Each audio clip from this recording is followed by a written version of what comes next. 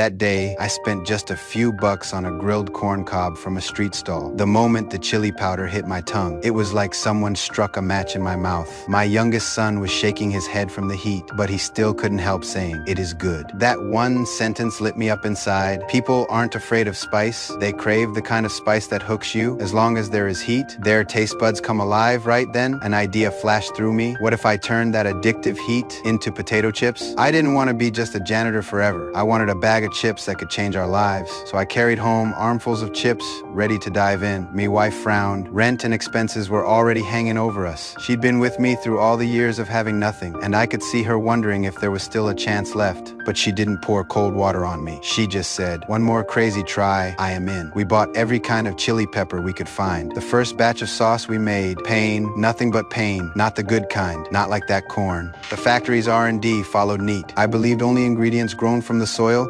mixed with the craftsmanship passed down through generations, could create a taste you'd never forget. We kept testing, choking on spice, the house filled with the sharp, raw scent of peppers. Then a new problem: how to coat the chips evenly with hot sauce. I built my own rotating drum, modeled after the big tumblers in the factory. We tumbled our hope into those chips and handed them to my toughest critic, my youngest son. He took one bite, eyes wide at first, then squinting in pleasure. Spicy, but a delicious spicy. In that moment, but then layoffs swept through the factory. I told my supervisor my idea. He just said I was dreaming. New products take years and millions of dollars. Stick to sweeping floors. He told me if the front door was shut, he'd climb through the window. Late at night, I slipped into the office, found the group president's contact details, and sent my idea and samples straight to him. My hands were still trembling after I mailed them. Soon the phone rang. The president called while still chewing, saying the heat was addictive. The whole upper floor of the factory went into an uproar. Me direct boss tore into me in front of everyone. If the president didn't approve and the factory kept losing money, the investors would pull out, the plant would close, and it would all be on me for the first time. I wavered. I went home drained, my confidence hollowed out. My wife noticed and pulled me in front of the mirror. "Look at yourself," she said. "Why do you think I've stood beside you all these years? Because I know you have talent, and you are not just a dreamer." She stayed up with me, drilling business knowledge,